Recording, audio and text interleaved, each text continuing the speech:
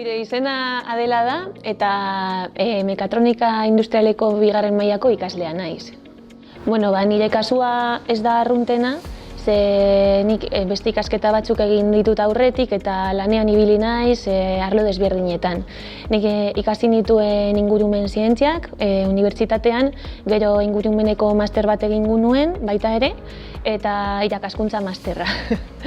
Orduan, bueno, lanean den bilen eta ingurumen teknikari moduan. Eta gertatzen zitzaidana zen askotan industriatik gertu zeuden lanak egin behar nituela eta ez nuela ezer ulertzen. Eta hori ez zitzaidan bat ere gustatzen. Orduan, hori nire lana gustatzen zitzaidan, baina sentitzen nuen zer falta zitzaidala. Eta ez nekien zergaitik, baina industriak irakartzen ninduen.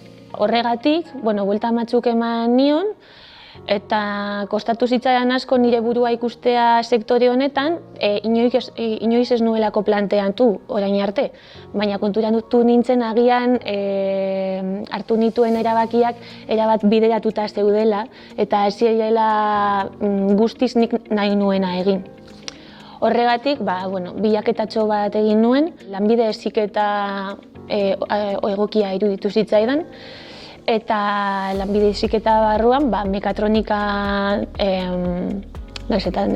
deskubritu nuen eta gustatuko zitzaidala pentsatu nuen. Ni Itxaso naiz, mekatronika industrialeko bigarren maila ikasten nabil. Erdi mailan neska bakarra nintzen eta goi mailako lehenengo urtean bai neska bakarra izan nintzen eta hasieran erdi mailan gehien bat nahiko zaila izan zen niretzat barrera hori apurtzea.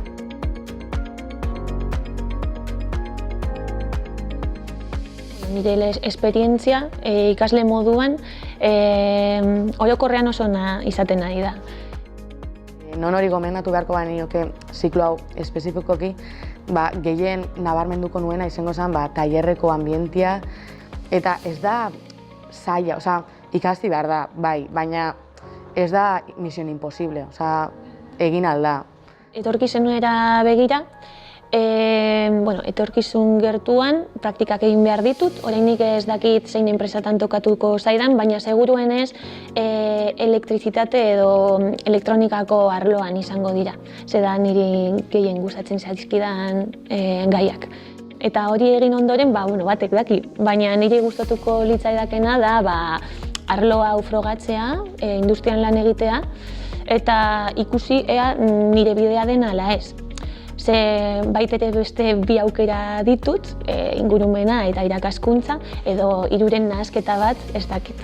Baina, ikasi dudan guztia motxilan harturik, ikusiko dugu zer egin dezakedan. Etorkizunean, momentuz praktikak, eta gero, ondinoz nau ziur beste ziklo bat egin, edo lanera, baina ez dut ezer bezisten. Momentu honetan dekut dana zabalik, ikusiko dut.